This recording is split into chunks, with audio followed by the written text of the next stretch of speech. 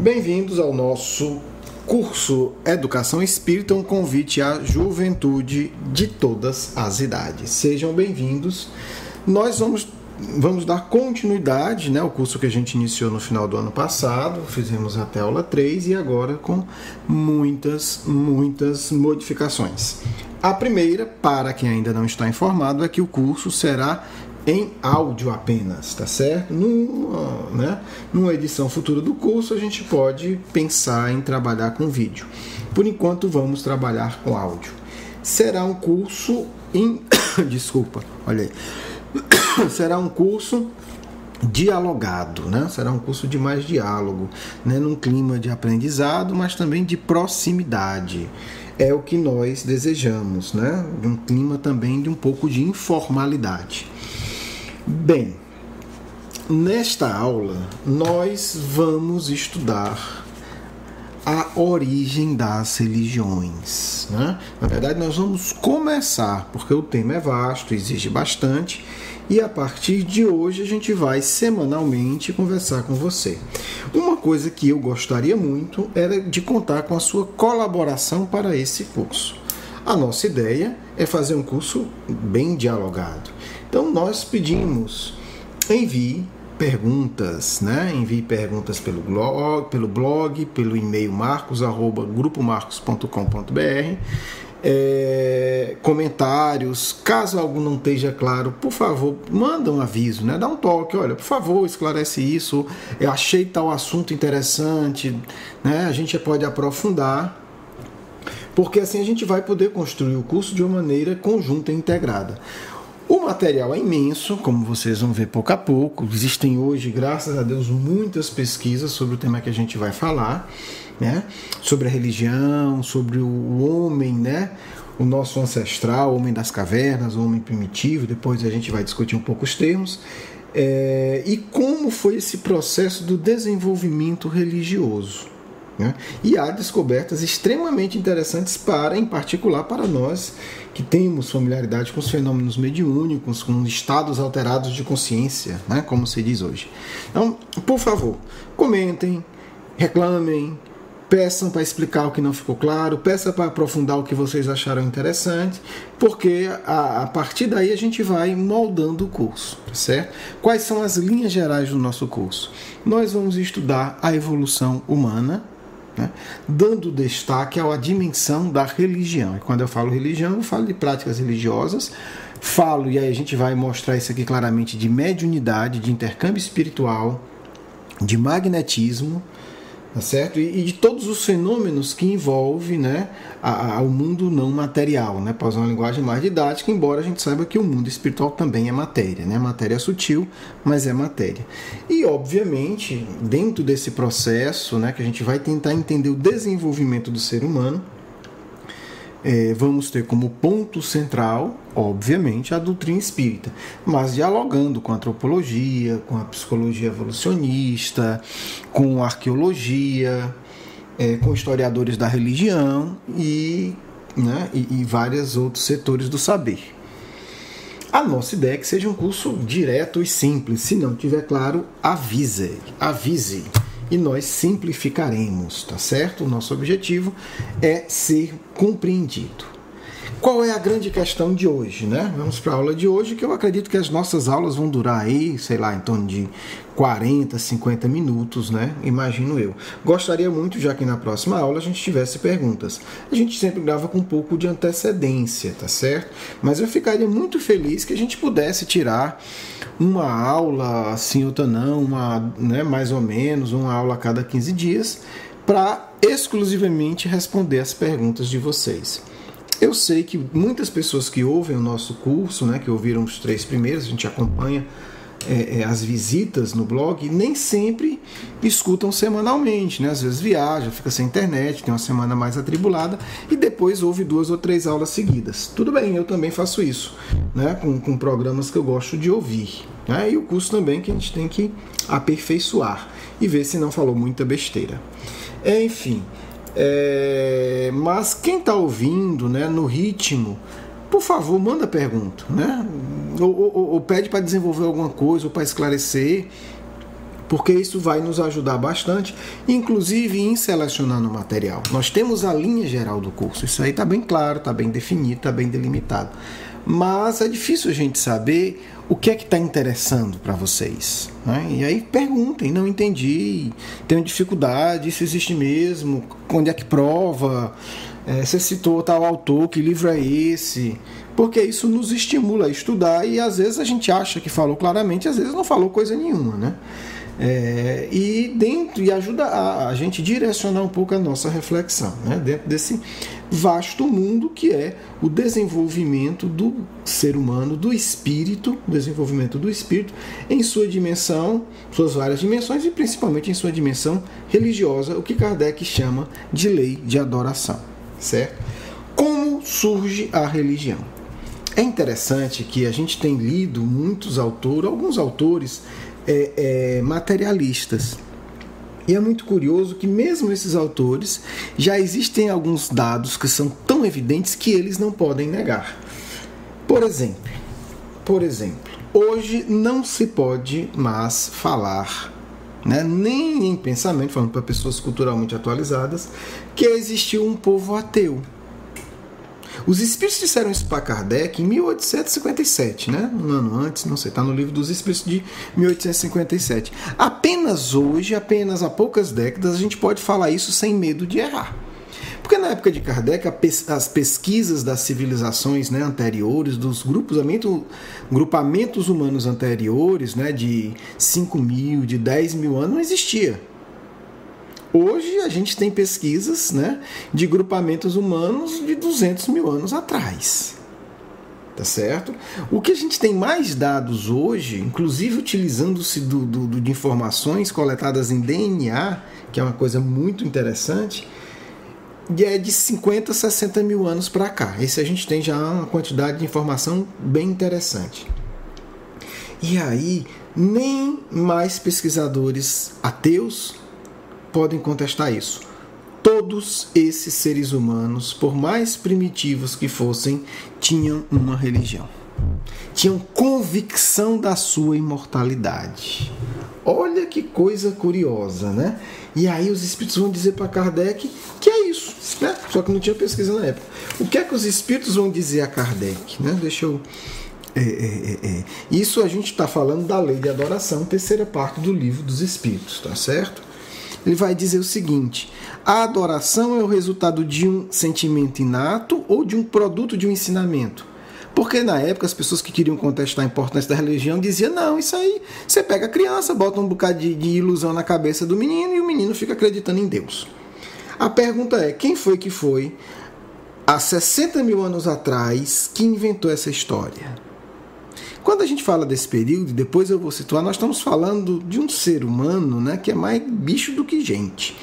Leitura nem pensar, viu? Nem pensar, né? Vive da coleta e da caça, tá certo? Então, bem peludinho, por sinal, começou a perder os pelos, mas ainda tá meio amacacado, digamos assim, em termos de pelo. Então, não estamos falando exatamente de um menino limpinho, banhadinho, com os dentes escovados, que vai para aula de religião na escola. Não é isso, né? Então, o que é que os espíritos, né? E o que os espíritos respondem? Kardec indaga, então, é um sentimento inato ou é um produto de um ensinamento? Sentimento inato, né? Como o da divindade. A consciência de sua fraqueza leva o homem a se curvar diante daquele que o pode proteger. Quer dizer, há um sentimento inato, está dentro. Agora, tudo que está dentro de nós, tudo que é potência, né, na linguagem de Aristóteles, potencialidade, para se transformar ato, para se transformar num fato, precisa de um estímulo. Certo? Que estímulo foi esse? Que estímulo foi esse? Né? Antes da gente entrar nisso, né, nos detalhes de como surgiu a religião, vamos entender alguns conceitos rapidamente para a gente não se perder. Nós estamos indo numa viagem há 60 mil anos atrás. Então tem que ter algumas bússolas, tem que ter alguns instrumentos de localização, porque muito tempo atrás a gente pode se perder no caminho, né? E ficar aí alguma civilização perdida, sem saber o que está acontecendo. Para que a gente não se perca nessa viagem de 60 mil anos, é preciso entender algumas coisas. Primeiro, o que é que nós vamos estudar? Vamos estudar o chamado bicho-gente, vamos estudar o ser humano. E para quem é espírita não vai se espantar com o que eu vou dizer. Vamos estudar nós mesmos. Como é que nós estávamos há 60 mil anos atrás? Tá certo? Claro que tem a questão das migrações planetárias, mas por enquanto a gente vai deixar esse tópico em suspenso, porque nesse planeta ou no outro nós passamos por isso. Então podemos indagar sem erro como estávamos mais ou menos há 60 mil anos atrás. Aliás, quando a gente estiver no elevador, por exemplo, né, você pega o elevador e fica ali constrangido sem assunto, vai essa dica, né? Vira para o lado e diz assim: você poderia me dizer o que é que você estava fazendo há 60 mil anos atrás? Pronto, está resolvido o constrangimento da falta de assunto, né? Ou você pode estar num prédio de 500 andares, não tem problema, vai ter assunto, e quando encontrar a pessoa de novo, vai ter mais assunto. Então eu lhe pergunto, o que é que você andava fazendo há 60 mil anos atrás? Não estava na internet ouvindo Pode Sim, eu posso garantir. Até porque há 60 mil anos atrás eu não estava produzindo Pode Sim. Então, o que é que estávamos fazendo? Para entender isso, é preciso entender como nós somos constituídos. E aqui a gente vai começar uma reflexão que eu acho que precisa ser feita, tá certo? Acho que, na verdade, eu sinto falta da gente amadurecer um pouco isso no movimento espírita. Sobre a terceira parte do Livro dos Espíritos. Porque as palavras ditas numa época, elas podem enganar em outra época, principalmente se a gente tem uma leitura um pouco, né, superficial. O que é que eu quero dizer? Quando Kardec intitula as leis morais, ele está falando de leis da ciência. Talvez hoje, né, a gente soe leis morais, então são normas, né? Talvez a gente até imagine, são normas da religião espírita, né? São os dogmas, os catecismos espíritas. Não tem nada disso, tá certo? Quando Kardec fala de lei moral, quando os espíritos falam de lei, ele não está falando de lei de tribunal, de lei de religião, de lei social. Não é isso. Quem entendeu isso, deleta, apaga tudo, vamos começar de novo. Quando os espíritos e Kardec estão tratando das leis morais, né, do Livro dos Espíritos, é importante entender que o que ele está dizendo aí, lei, é a mesma coisa que uma necessidade íntima profunda. Entendeu? Vou repetir. Lei pode ser entendido como necessidade íntima profunda, porque lei moral significa lei emocional ou necessidade emocional profunda. Então, por favor, quando a gente lê lei moral no Livro dos Espíritos, estamos falando de necessidades emocionais sérias, né? Que decidem a nossa felicidade. Tanto é que os Espíritos vão dizer a Kardec: o homem só será feliz quando seguir as suas necessidades espirituais profundas, ou na linguagem que eles colocaram na época, as leis morais. Então, quando a gente fala de lei moral, estamos falando das nossas necessidades espirituais profundas, tá certo? Não vamos achar que é lei de tribunal, que é a lei do trânsito, que se estacionar ali multa, passou da velocidade fotografa. Não é isso. Necessidade emocional profunda. Se a gente entender isso, se a gente refletir sobre isso, a gente vai descobrir uma coisa óbvia. Nós não podemos fugir da lei de Deus. Não tem um lugar para se esconder da lei de Deus. Não é porque a lei de Deus é um super guarda, não. Né? Não é porque a lei de Deus tem, né, filmando tudo e monitorando e vai descobrir onde a gente está e vai prender. Não é isso. Pelo amor de Deus. Né? Não é isso. É uma necessidade íntima profunda. Quando nós não atendemos essa necessidade íntima profunda, nós vamos buscar compensações desequilibradas, porque a gente vai ter que atender, nem que seja enganando, né? Porque a gente não consegue não atender, só que aí a gente vai ser infeliz. Vou dar um exemplo, né? Vou dar um exemplo aqui meio ao acaso. Lei de conservação. Não é assim, está escrito que o ser humano tem que se conservar. O homem da caverna não sabia ler, gente, não é isso. Quando Kardec fala de lei de conservação, ele está falando que nós temos uma necessidade de nos conservar. E aí eu vou pegar uma lei bem específica de conservação. Se chama fome. Ninguém precisa ler em canto nenhum tratado de biologia para saber que tem que se alimentar. É uma necessidade profunda. Então, não interessa se é homem da caverna, se é intelectual da universidade, se é político, se é milionário, se é sábio, se é religioso, se é passista espírita, se é médium, se é padre. Não. Lei de conservação é uma necessidade profunda, né? Então, a gente se mobiliza. Ninguém recebe a notícia, não, eu vou morrer, então tá bom. A gente às vezes está sem fome, por que é emocional? É biológico e emocional. Está interligado, né? Hoje em dia a gente precisa... Hoje a gente já entende isso, né? O emocional e o biológico estão profundamente interligados. Porque mesmo quando a gente está sem fome, a gente pensa, não, eu tenho que comer, senão eu vou morrer. Então está interligado. Então, é uma necessidade profunda. A alimentação, a lei de conservação. Tá certo? A lei de sociedade é a mesma coisa. Ninguém chega para um homem primitivo e convence-os que eles têm que viver em sociedade, porque é bonito, porque faz bem, porque é legal, porque... Não!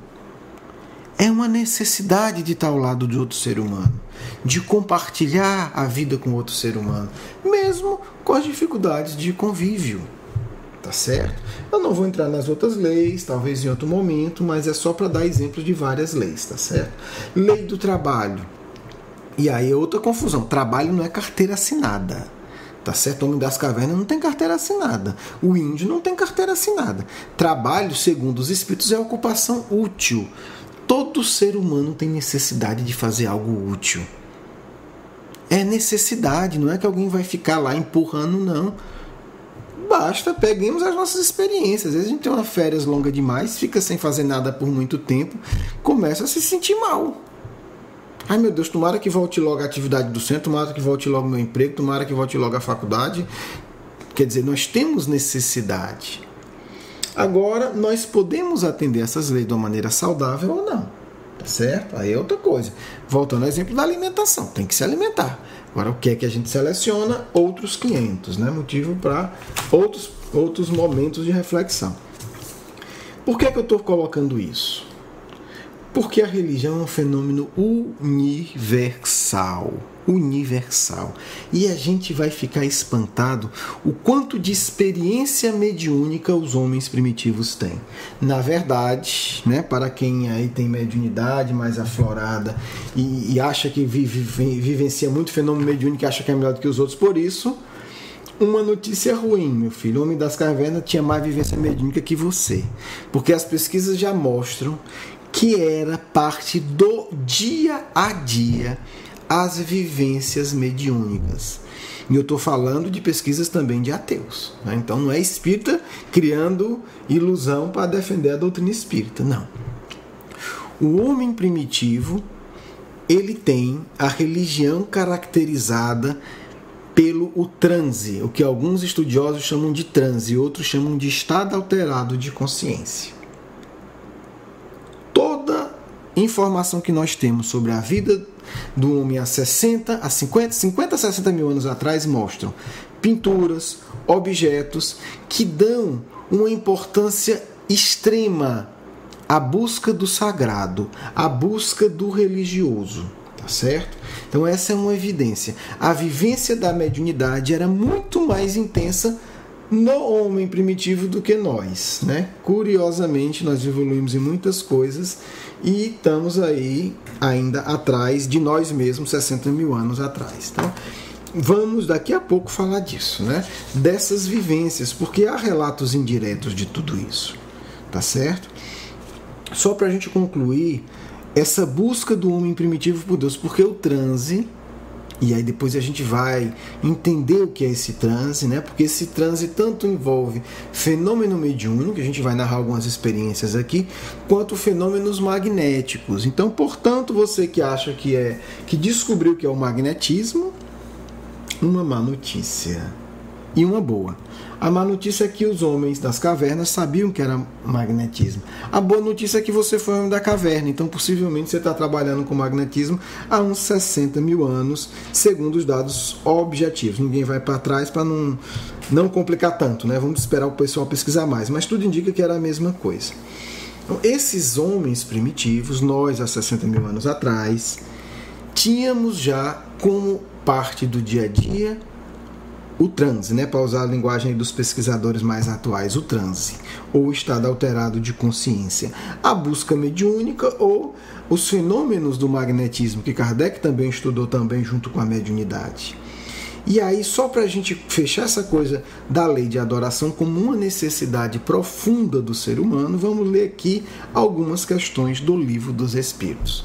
Por exemplo, 621. Onde está escrita a lei de Deus? Na consciência, né? Dentro do sujeito. Dentro do sujeito. Não é fora, não é numa tábua, não é no papel, não é num computador. E aí, ele vai perguntar na 622. Deus deu a certos homens a missão de revelar a sua lei? Sim, certamente. Em todos os tempos, houve homens que receberam essa missão. Todos os tempos, ele não diz desde 10 mil anos, todos os tempos. Então, quando a gente estava lá nas cavernas, vinham os espíritos melhorzinhos do que a gente, claro, não vinha espírito tão evoluído, né? Também não precisava, mas vinham os melhorzinhos para ensinar a gente a incorporar, conversar com os espíritos, sair do corpo consciente, para a gente ter essa experiência de Deus, tá certo? Agora é importante entender uma coisa. Se os homens, comprovadamente, já tinham uma compreensão da vida espiritual, já tinham a prática constante e continuada do transe, fica a questão, e aí nem todo mundo na academia sabe responder. Alguns sabem, a maioria não sabe. De onde surgiram essas práticas?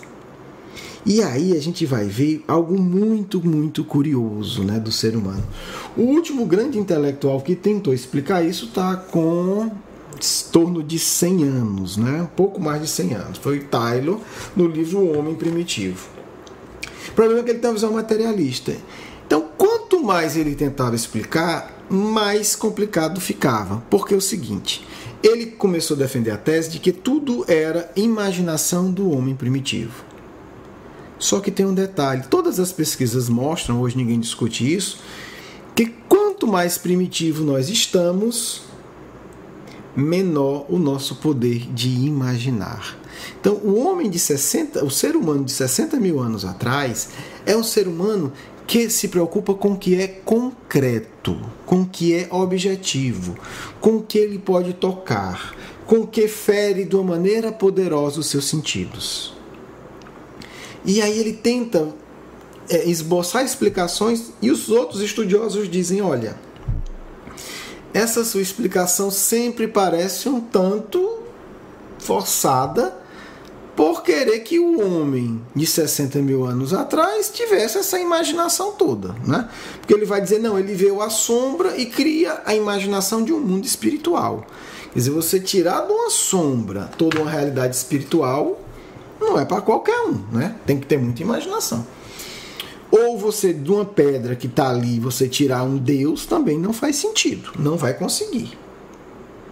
E aí vem a grande tese espírita, defendida, né, por Andrew Lang, com um trabalho chamado The Making of Religion, não tem tradução para o português, né, mas é a construção da religião, digamos assim, numa tradução livre, onde ele vai mostrar que o que fez despertar, né, o sentimento inato da divindade do homem primitivo foram os fenômenos mediúnicos.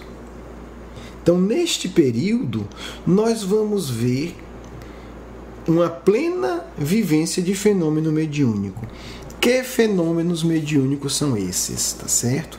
Eu vou falar de alguns hoje, depois a gente vai pegar esses fenômenos e estudar um a um à luz da explicação de Kardec, do Livro dos Médiuns. O que é que a gente já sabe hoje? Muitos fenômenos de quê? De efeito físico, gente. Tinha psicografia? Não, porque a escrita foi descoberta apenas há 5 mil anos. Nós estamos falando de 60 mil anos atrás. Então, não tem como ter psicografia se não tem escrita. Tinha dança das mesas da época de Kardec? Não, porque não tinha mesa, tá certo? O que é que tinha? Tinha pedra que se mexia, porque os espíritos utilizavam do ectoplasma dele para fazer efeitos físicos com os objetos. Ora, nem toda pedra levita. Então, uma pedra que levita pode passar a ser adorada. Olha que interessante. E aí nós vamos começar a ter a chave de compreensão, né? O ponto que ilumina, né? Que explica os vários tipos de adoração. Por que que os homens primitivos, por que que nós adorávamos pedras? Que se chama litolatria, adoração de pedras. Porque algumas pedras eram mais inteligentes do que as outras. Porque algumas pedras se mexiam. Porque algumas pedras apontavam, caíam e apontavam o caminho da caça. Ora, uma pedra que a gente está morrendo de fome e ela cai de um lado e a gente segue aquele caminho e encontra caça e não morre de fome, obviamente só pode ser uma pedra que vai ser adorada. Não é uma pedra qualquer. Quando também a adoração das plantas, também vinculada a fenômenos mediúnicos, e depois a adoração dos animais, né? Vamos com calma que a gente vai trabalhar um pouco de tudo isso.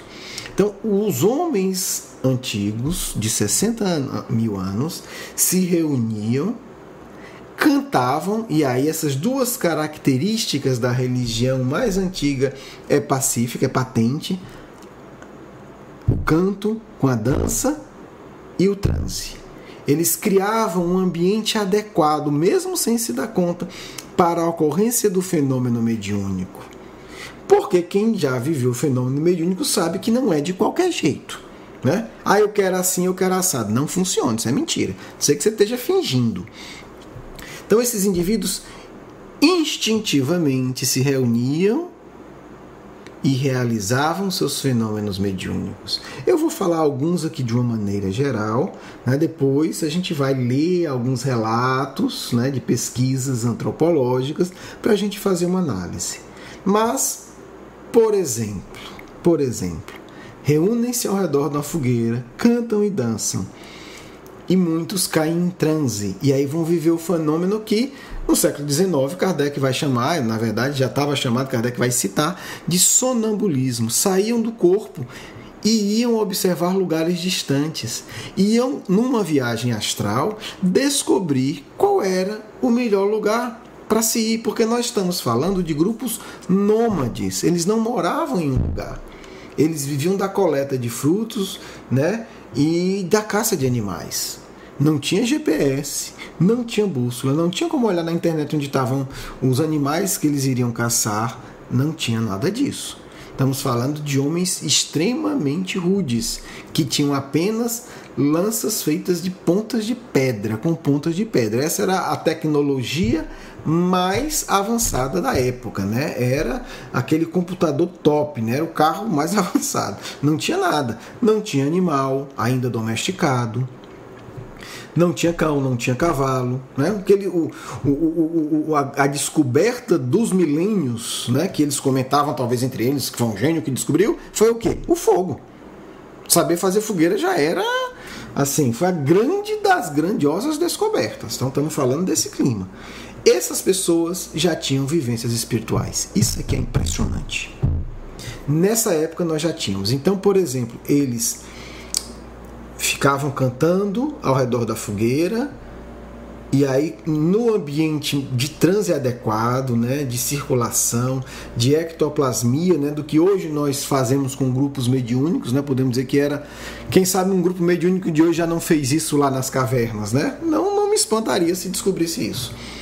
E aí os indivíduos têm dupla vista, veem a distância. Outros saem do corpo e vão buscar outras regiões. Como é que tudo isso se concretiza na vida deles? Por exemplo, no enterro. Ora, se essas pessoas não tivessem essa convicção da imortalidade, elas não teriam uma preocupação extrema de enterrar os seus mortos. O indivíduo saía do corpo e encontrava com o avô, com a avó, com o filho, com o pai, com a mãe que tinha morrido. Qual é a conclusão? Ninguém morre, não precisa ter pensamento abstrato para isso. Basta ter experiência, né? Algumas pessoas hoje, intelectuais e tal, e ficam questionando a imortalidade, se pode, se não pode, qual é a essência do espírito, se realmente continua. Meu amigo, vai para uma boa reunião mediúnica e para de perder tempo. É isso, não precisa. Depois, se quiser aprofundar, pensar, ótimo. Mas não precisa complicar a vida tanto. As noções básicas, Deus já nos dá o acesso imediato, a gente é que foge. Então, quando estávamos lá no instante nômade, que a gente está chamando aqui no curso, no momento da experiência nômade, a realidade era que víamos e encontrávamos aqueles do nosso grupamento que morriam. Por isso que até hoje as pessoas se espantam, os pesquisadores encontram sítios arqueológicos e está lá o sujeito enterrado de 60 mil anos atrás, 50 mil anos atrás, 40 mil anos atrás, com todo um ritual, com todo um cuidado, com todo o carinho, inclusive com seus objetos pessoais. Ora, por que eu enterrei, né, o meu companheiro aqui de caça, o Pedrinho, que morreu tentando matar um animal bravo, valente, com um instrumento de caça que era algo extremamente difícil de se fazer, de se conseguir? Aí o pessoal fica filosofando. É óbvio, Andrew Lang já colocou, Kardec já tinha respondido antes, né? 50 anos antes do Andrew Lang. É porque ele viu o amigo dele, é porque eu vi o Zezinho do lado de lá. E aí eu imaginei. Aí qual é a relação que se faz? Não tem muita imaginação. Qual é a relação? Bem, o Zezinho continua vivendo. Então ele vai precisar caçar. Então eu vou botar junto do corpo dele o quê? A lança, a pedra que ele caça. É isso, não tem teoria demais. Nós, há 60 mil anos, não tínhamos cabeça para teoria demais. E é bonito porque todos esses corpos são encontrados também voltados para o leste, para o nascer do sol, né? Em busca também do renascimento deles. E aí depois a gente vai ver um pouquinho na frente que eles também compreendiam a reencarnação. E aí não estou inventando, vamos utilizar aqui fontes dos melhores historiadores das religiões do mundo.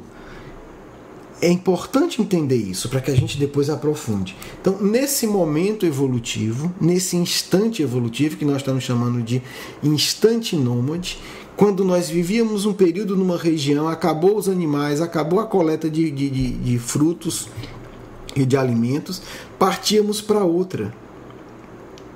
Mas os nossos mortos já eram enterrados com extremo respeito e carinho e com objetos.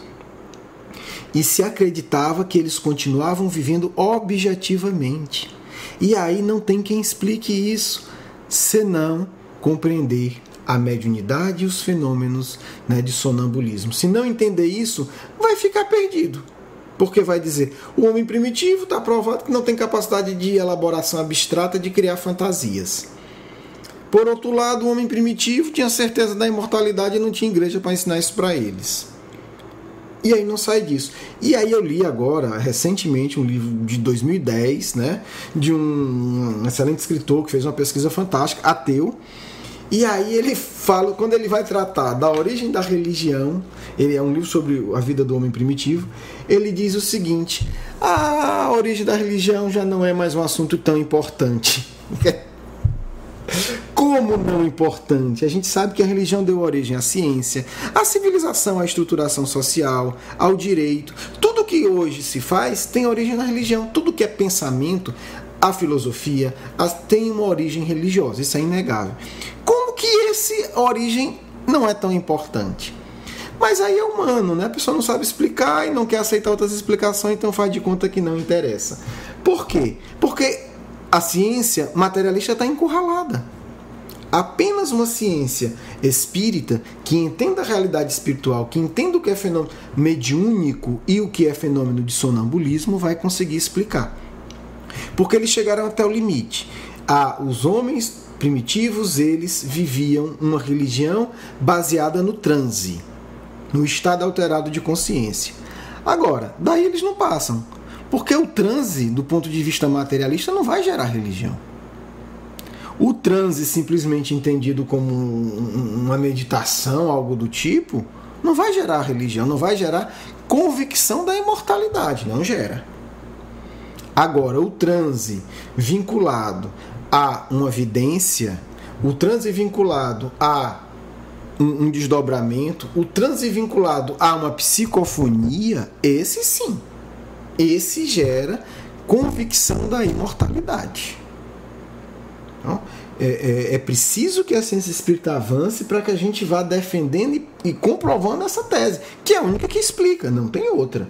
Né? Temos o trabalho acadêmico do Andrew Lang, mas falta no Brasil, a pátria do Evangelho, desenvolvimentos da antropologia espírita, para que a gente possa compreender isso. Bem, como é que nós ficamos diante disso? Né? Como é que está a nossa crença em Deus? E aí a gente tem que buscar um ponto de equilíbrio. Porque no movimento espírita não, porque fenômeno não interessa. Fenômeno, né? Algumas pessoas acham que isso não é importante. Ora, Deus achou sempre importante. Se você resolveu decretar que não é, tudo bem. Mas pensemos, como é que está a nossa convicção na imortalidade? Será que se nós pudéssemos vivenciar fenômenos mediúnicos significativos, equilibrados, compreendendo a partir da doutrina espírita o que significa isso, não aprofundaríamos a nossa fé? Será que não nos falta uma reflexão mais profunda sobre isso? Porque, meus amigos e minhas amigas, é espantoso. Quer dizer, você tem pesquisa hoje que mostram que 50, 60 mil anos nós já tínhamos religião. Não é propaganda da mídia. Não é propaganda das redes de televisão. Não é. Não é propaganda de uma instituição religiosa interesseira. É profundo. É profundo. A gente tem que avaliar isso. E hoje, como estamos? Já conseguimos, através das nossas vivências de estado alterado de consciência, ter essa convicção? Fica a questão, nos perguntemos, porque as pinturas das cavernas, a forma como essas pessoas, seres humanos, enterravam seus semelhantes, não deixam dúvida nos pesquisadores. Eles eram profundamente convictos da imortalidade e todos eles vivenciavam estados de transe, que nós sabemos, experiências mediúnicas. Todos eles. E essa é uma característica que eu tenho que destacar, porque é uma característica do período. A vivência mediúnica neste período é coletiva.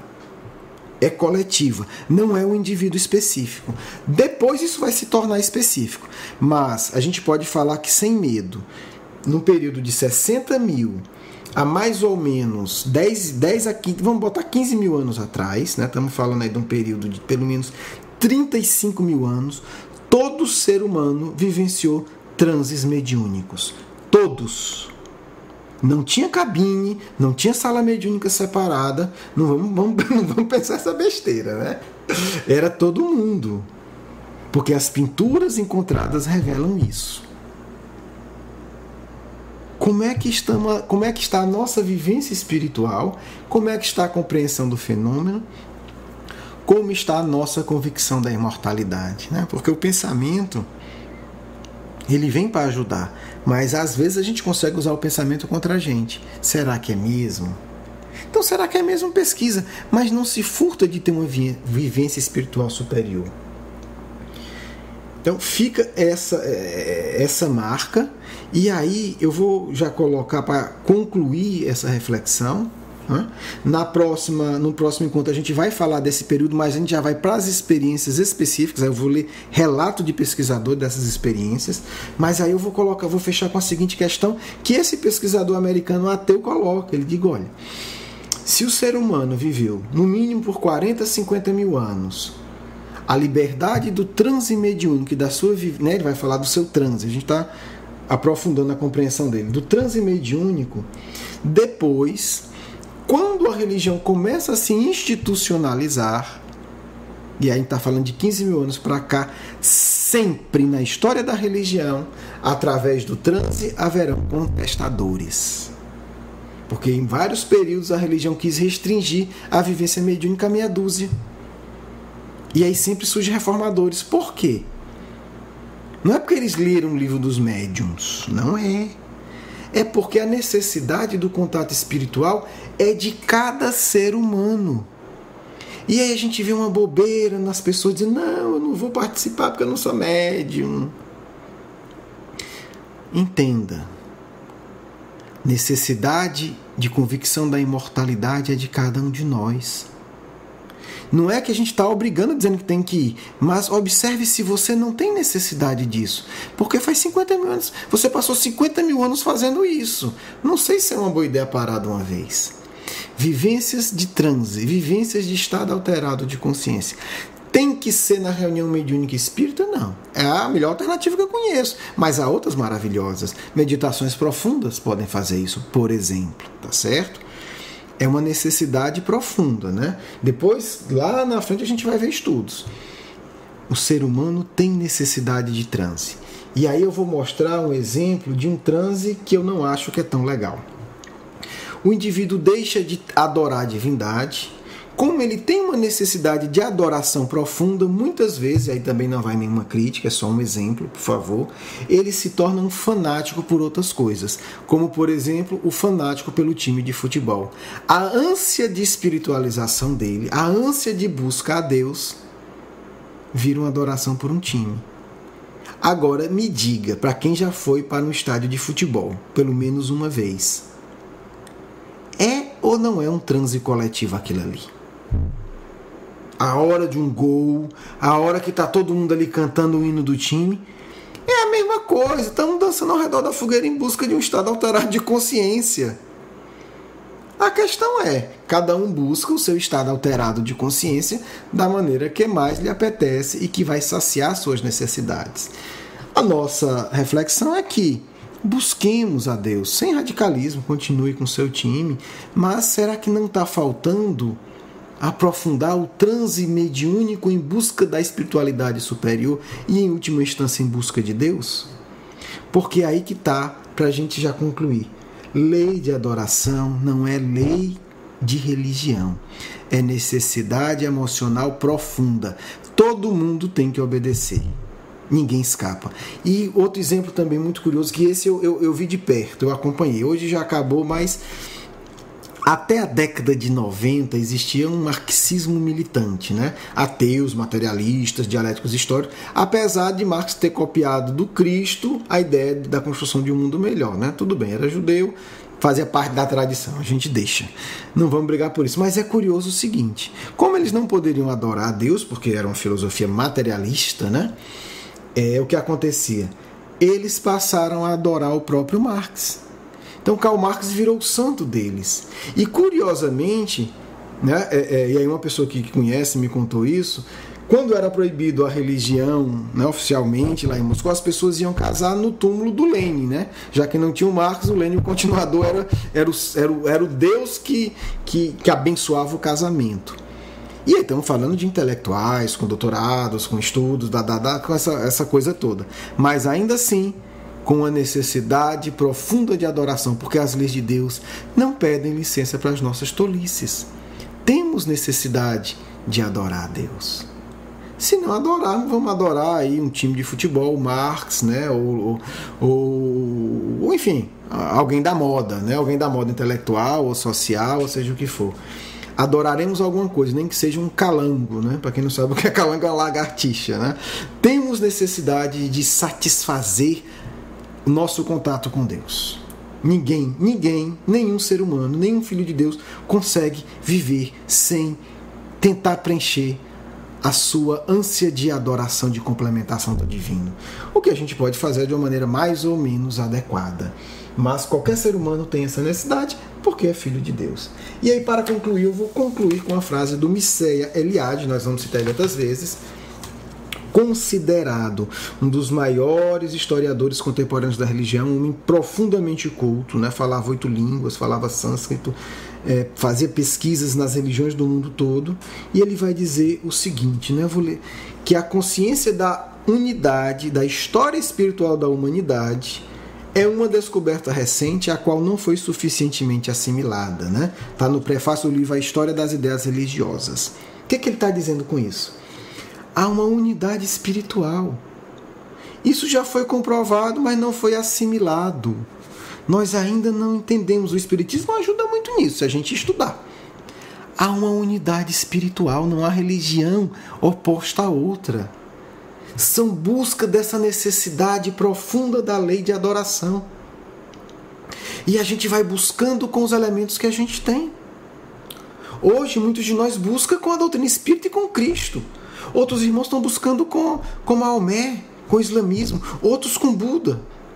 E talvez eles estejam mais perto do que a gente, porque o que o Espiritismo dá é a compreensão, mas a busca é íntima.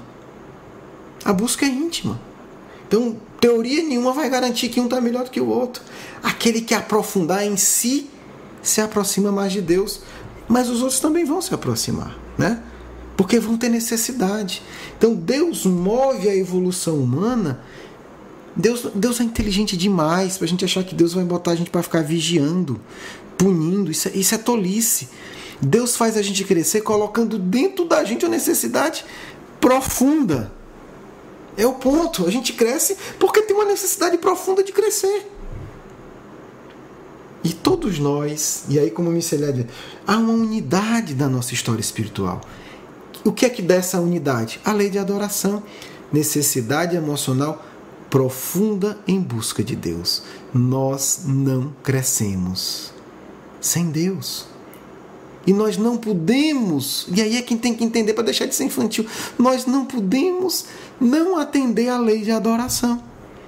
A nossa opção, o nosso livre-arbítrio é: eu vou atender a lei de adoração de uma maneira doente, eu vou atender a lei de adoração de uma maneira tola, ou eu vou atender a lei da adoração de uma maneira profundamente prazerosa, planificante e saudável.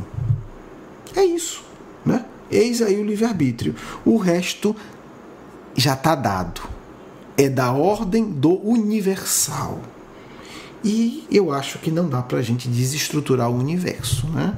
Não aconselho tentar, acho que não vai render bons frutos. Então, pensemos como a gente quer atender a nossa necessidade de adoração e sigamos o caminho que a gente acreditar que seja o melhor. Bem, agradeço muito a atenção de vocês, tá certo? Para mim é extremamente valioso o tempo, o carinho, né, que vocês dão pra gente, pro nosso trabalho. Aguardo aí a comunicação, dúvidas, comentários.